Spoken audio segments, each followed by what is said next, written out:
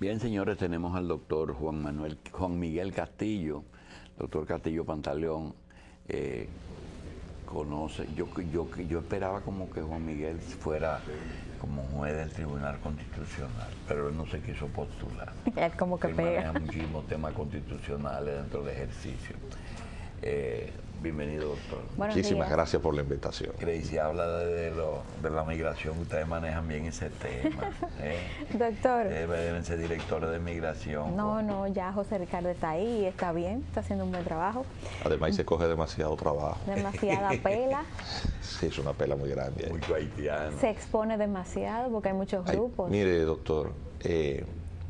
Mira, la Nicasio vino ahí, la doctora, y dio una cifra que me dejaron frío. Y una mujer que está bien informada. 2,5 millones de haitianos en la República Dominicana. Mire, las cifras migratorias del país. Este es un país que recibe casi 5 millones de turistas anuales. Eso es migración. Recuerden que y eso es la migración legal. Aquí hay un problema de tráfico de personas tremendo, no solamente con el tema de los haitianos a través de la frontera, sino todo el tráfico de cubanos y chinos que utilizan República Dominicana como Tú estás tratando un tema que uno a veces piensa que nada más extranjero es haitiano. Mire, ¿usted sabe cuál es la principal causa de la presencia de residentes italianos aquí? No es que les gustan las morenitas. Son prófugos de la justicia muchos italiana, y alemanes, gente canadienses, evadiendo impuestos allá. Así es. No son tampoco de Sicilia. Así es.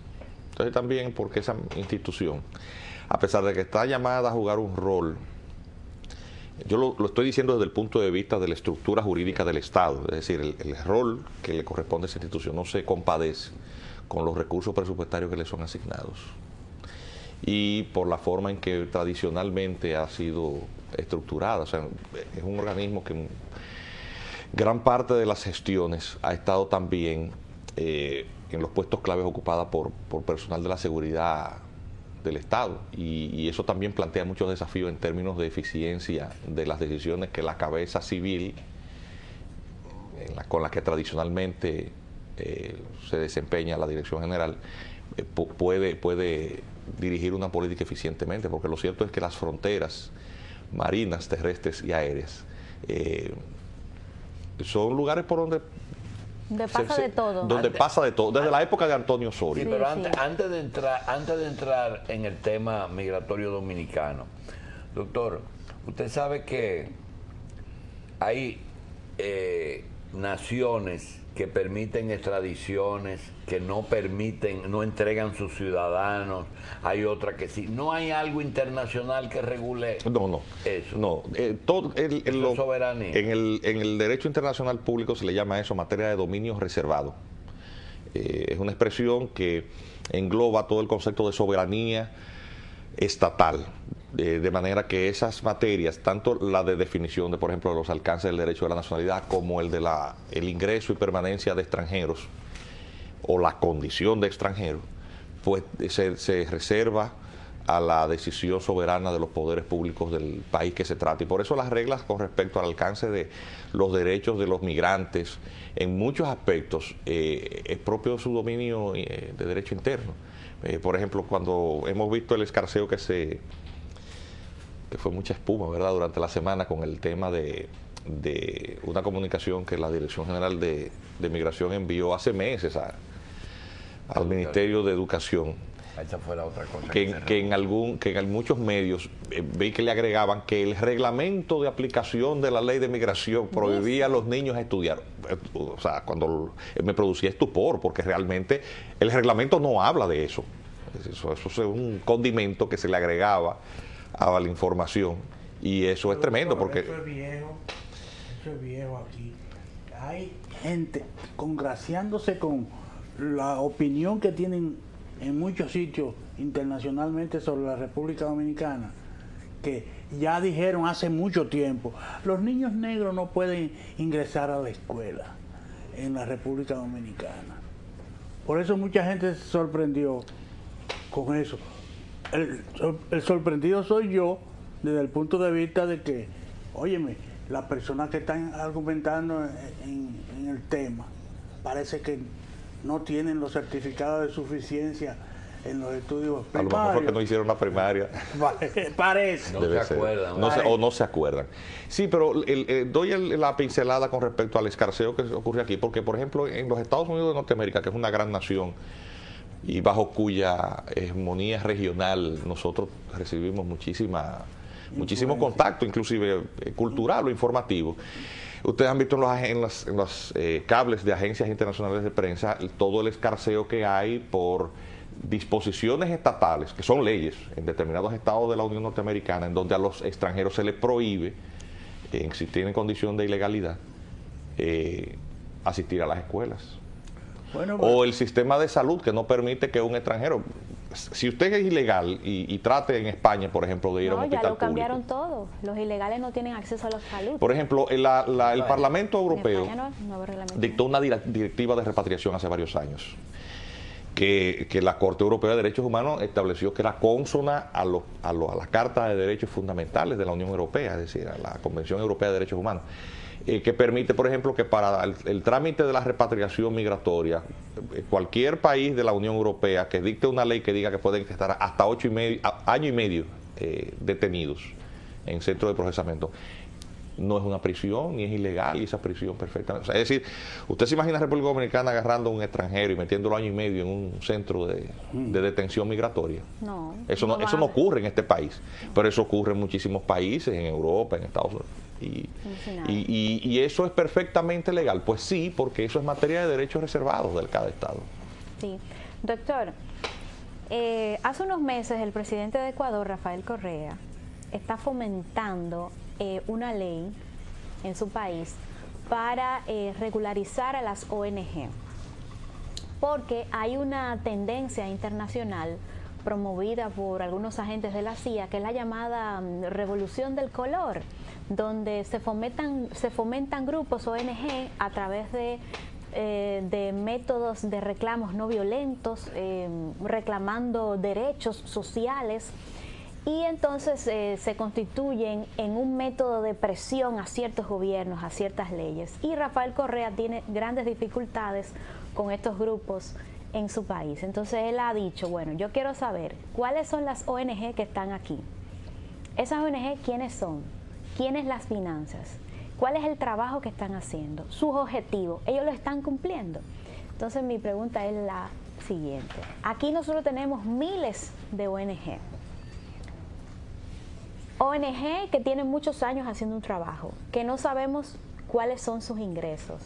¿De qué manera uno puede fomentar la transparencia de esos grupos aquí? Porque vemos que ciertas campañas están montadas. En esta semana aparecieron en las afueras de la Junta Central Electoral una serie de carteles que ya están hechos, con t-shirt que ya están hechos, con gente que yo no sé si trabaja, de dónde la buscaron, que ya están montados absolutamente todos estos métodos de lucha para estar reclamando y estar presionando constantemente al Estado Dominicano que quiera hacer cumplir una ley o una disposición. Entonces eso se crea, fomenta mucha confusión también, porque cuando se está discutiendo una cosa, que es si los ilegales, los niños ilegales van a ir o no a las escuelas, vienen entonces, lo ligan con la resolución 12, con algunas condenas que ha recibido el país a nivel internacional, y hace un arroz con mango que fomenta mucha manipulación. Yo voy a ilustrar lo que tú estás diciendo con una información de la que tengo conocimiento personal. La ley 28504 sobre migración establece en el artículo 151 que para manejar una situación de hecho, porque hay una situación de facto, que es la presencia de una gran cantidad o una cantidad indeterminada, no le vamos a agregar el adjetivo de si es mucho o es poco, una cantidad indeterminada de personas en condición ilegal, se elaboraría un plan nacional de regularización. Es decir, es una manera que prevista muy sabiamente por la ley de crear un mecanismo administrativo para encarrilar esa población, una situación de facto, dentro del marco de la ley. Vale decir, buscar la manera administrativa en que eso se asimile y se conduzca hacia la legalidad. Bueno, el director general de Migración convocó a un grupo de juristas que ya habíamos trabajado con el reglamento, de cuyo trato de amistad él se aprovecha, porque entonces uno tiene que trabajar muy barato, ¿verdad? Siempre es así. Siempre es así. Siempre es así. Y uno con mucho gusto lo hace.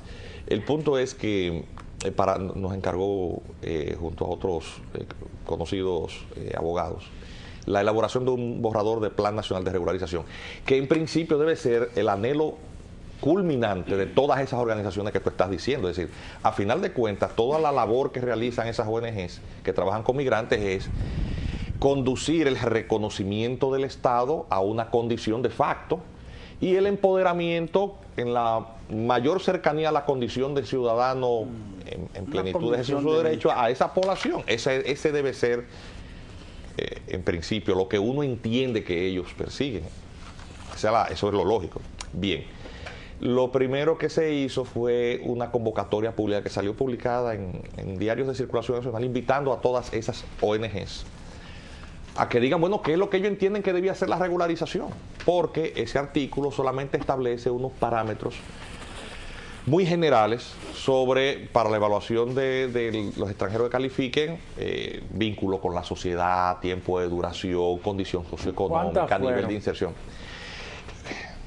Vamos a ver si ustedes se imaginan, como cuánto usted diría, Machi, que fueron. No, ese negocio ellos no lo comprometen ahí. Pero más o menos, hay como 200 organizaciones. ¿Como sí? ¿Cuántas usted entiende que mandarían alguna propuesta? Ustedes se van a reír muchísimo. Ninguna. 3.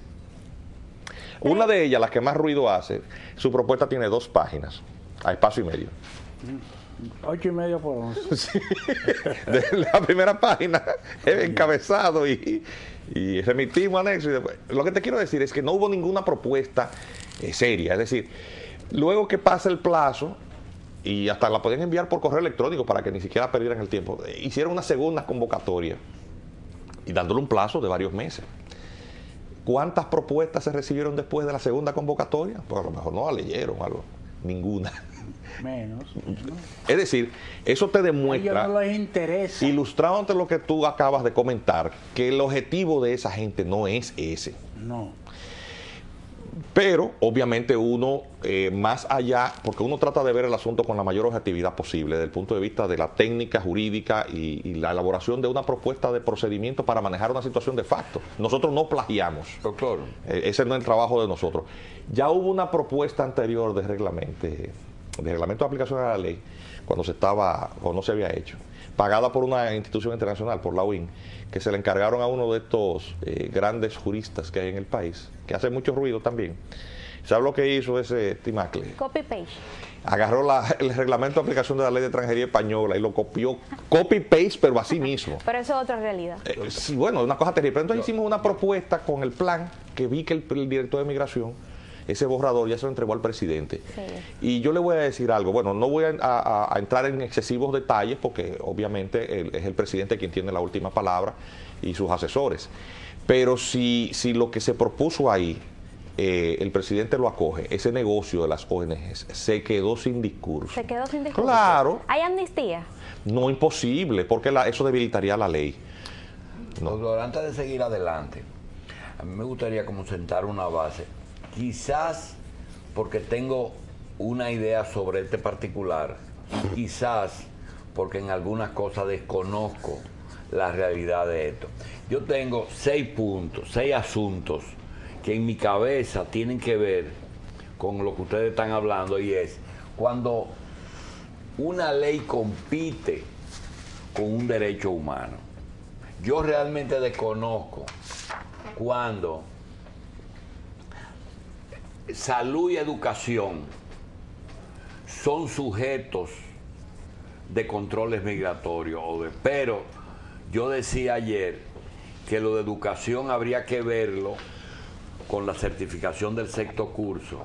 Cuando un niño llega y dice, yo quiero mi certificación de mi sexto grado, y aparecen 4 muchachitas haitianas que dicen, yo quiero eso, pero tan pronto tú les pides un documento dominicano, como la licencia en California, ya tú le estás reconociendo en cierta parte un estatus migratorio, porque ya el Estado le dio un papel. La pregunta es, derechos humanos, constitución de un país, tratados internacionales, leyes de ese país, decretos y reglamentos. ¿Cuál es el orden en que un tribunal constitucional debe colocar esas? ¿Qué es lo primero que está por arriba? ¿Derechos humanos o Constitución de la Nación?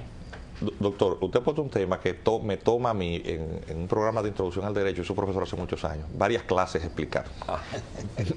Y vamos a tratar de hacer lo más esquemático posible. Voy a hablar un poquito rápido para tratar de condensar. Pirámide normativa. Sí. Vamos a visualizar toda la estructura normativa del Estado como una pirámide en donde la parte superior, que es la más estrecha, vamos a decir que sería la cúspide, lo que está por encima de todo. Doctrinalmente y de acuerdo a la jurisprudencia constitucional hay una visión que reserva casi de manera unánime la cúspide de la pirámide normativa a las normas sobre derecho de los tratados. Porque entendiendo que el globo terráqueo está compuesto por un sinnúmero de estados y naciones que ocupan todo el orbe, pues la manera en cómo el mundo se entiende sería la última razón, la última ratio. Eso es lo que está en la cúspide. Eso le llaman las normas sobre derecho de los tratados o jus cogens, por un término en latín. Los tratados internacionales. Sí, el artículo 53 de la Convención de Viena sobre derecho de los tratados dice claramente que en naturaleza de cualquier conflicto sobre derechos entre estados, incluso en regímenes internos estatales, si hay una convención, obviamente, suscrita de acuerdo a esas reglas, que son las reglas del juego, en la forma en como el mundo se entiende, y si hay conflicto entre norma de derecho interno y el derecho en cómo fue establecido por un tratado internacional debidamente ratificado, pues prevalece la norma del tratado debidamente ratificado. Es como que República Dominicana cambiara su constitución y de buenas a primeras el régimen que surgiere al amparo de esa nueva constitución dijera, yo no voy a reconocer mis convenios internacionales. ¿Tendría legitimidad eso? Pues la respuesta es no, porque aunque cambiaras tu derecho interno, no puedes violentar eso. El segundo escalón, inmediatamente abajo estaría, y hay una pequeña discusión ahí, tratados internacionales. Obviamente los tratados internacionales son convenios entre estados que pueden ser sobre distintas materias, y pueden ser bilaterales o multilaterales, pero entonces obviamente, la naturaleza del contenido de esos tratados también, porque no es lo mismo un convenio para un préstamo, una asistencia técnica, que sobre una materia, por ejemplo, sobre derechos humanos. Entonces, hay una unanimidad en cuanto a la doctrina internacional de que a las convenciones de derechos humanos, o que determina cuáles son los derechos humanos, pues se le debe dar cierta primacía en relación con cualquier otro convenio. Pero ¿qué ocurre? Casi todas las constituciones de los estados contienen un capítulo primario, fundamental, con el que se definen cuáles son esos derechos fundamentales. Y a esos catálogos se le dan distintos nombres. Derechos civiles y políticos, derechos humanos, derechos fundamentales. Y los derechos humanos no son la Constitución universal. No, eso varía. Porque también lo cierto es que la cultura acerca de los derechos fundamentales es una cuestión reciente. Es diferente. Reciente, doctor. Es decir, la humanidad tiene 100.000 años, sí, nuestra especie, ¿verdad? Pero la cultura sobre derechos humanos apenas surge en el último siglo. Es decir, es luego de la Declaración Universal de los Derechos Humanos que resume gran parte de aquello que fue... no existían que fue no lo habían consignado. No se había consignado en un catálogo. Porque existían de hecho. Existían una cantidad de antecedentes, por ejemplo, la Declaración de los Derechos del Hombre y el Ciudadano de Francia en 1789, una serie llega el caso que de disposiciones. Que te dice a ti, la mujer es un ser humano en un momento dado, no que estaba compitiendo... O los niños son seres humanos, pero o los negros son en cierta seres forma, humanos. es a partir de esa Declaración de Derechos Humanos que esto vamos a decir, se hace un catálogo.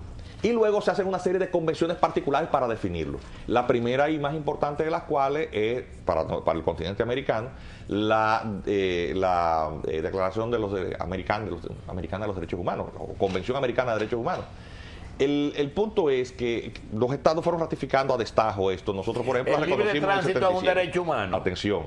En el artículo 22 sí, de esa convención. Pero ¿qué ocurre? Atención. Que posteriormente otros instrumentos se fueron agregando.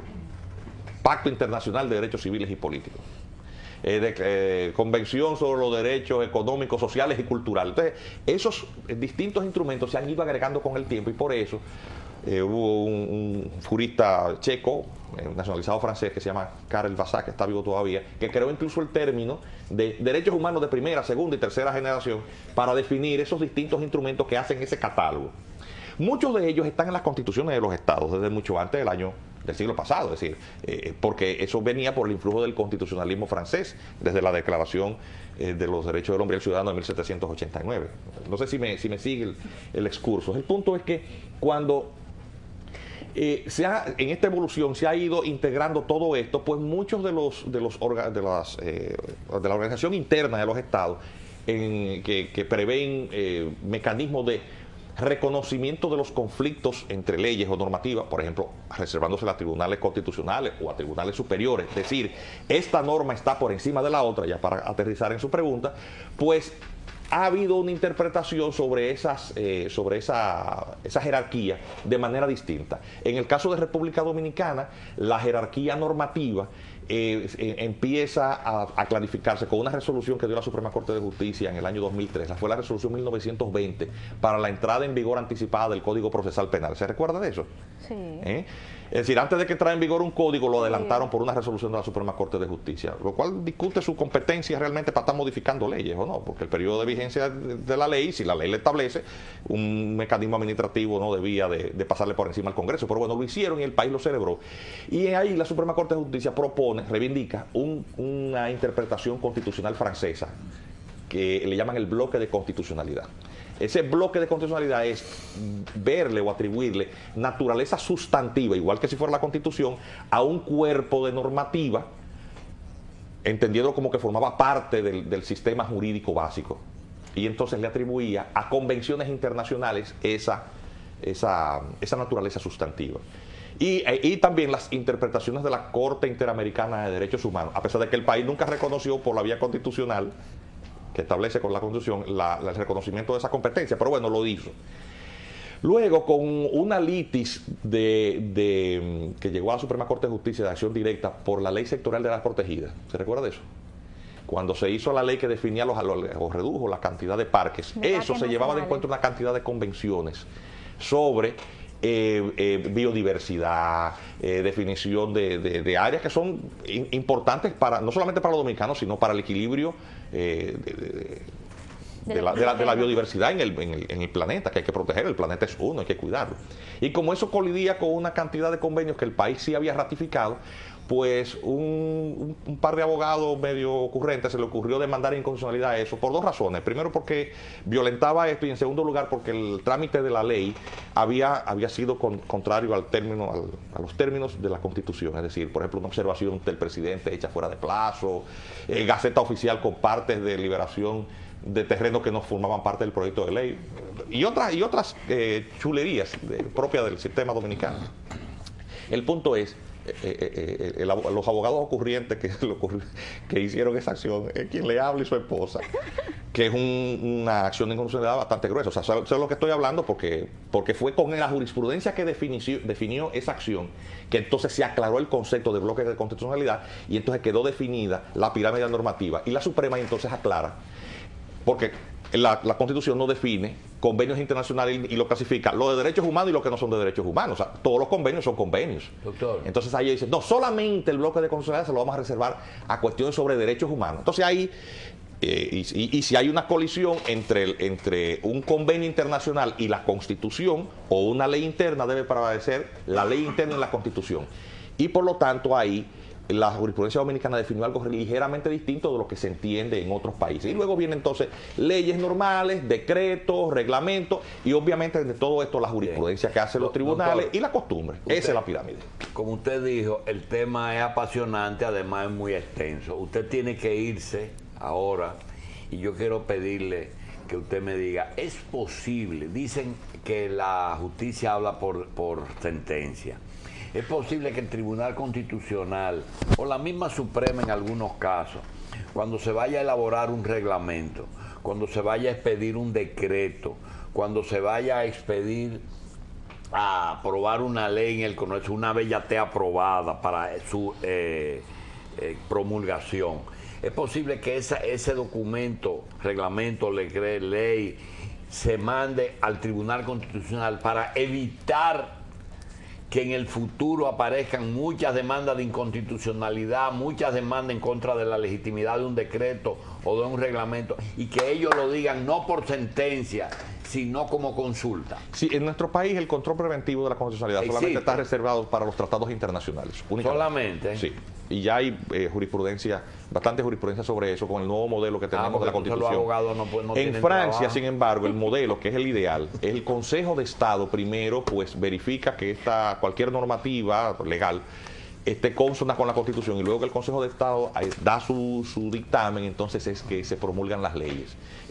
Lo cierto es que con el tema del reglamento de aplicación de la ley, y eso es bueno que le quede claro a la ciudadanía, el reglamento no habla de nada absolutamente de eso. Y ese plan de regularización, pues ojalá y finalmente el presidente Fernández, antes de irse, pues lo promulgue, porque va a ser la manera humana y legal en la que se puede resolver gran parte de muchas de esas situaciones, que obviamente son atendibles, gente que ya ha nacido aquí, que con buenas o malas artes se ha documentado como dominicana. Hay un problema también de legalidad de la documentación, que de acuerdo a la Constitución no le corresponde a la nacionalidad dominicana, pero hay que regularizar de alguna manera su estatus. Además, porque eso es una bandera de descalificación del Estado en foros internacionales. Bien. Que hay que quitar. Para los abogados que no dominan mucho la materia migratoria, por vista toda esta semana de mucha desinformación, yo voy a dar un curso sobre eso. Los que estén interesados sobre cómo es el nuevo procedimiento migratorio, ahí me llaman por teléfono una cantidad de abogados. ¿Dónde? No, voy a buscar un local y voy a darles un curso. Vaya al link y hágalo ahí. Bueno, bien. En el Doctor, 809-764-3797. 809. 764-3797, para que los abogados aprendan, además de leer la Gaceta Oficial, Doctor, coja hacer cómo son los su toga y procedimientos. su birrete y váyase para la corte. Sí, Usted tiene un así compromiso es. ahora. Doctor Juan Miguel Castillo Pantaleón, gracias. Vamos a una pausa y regresamos.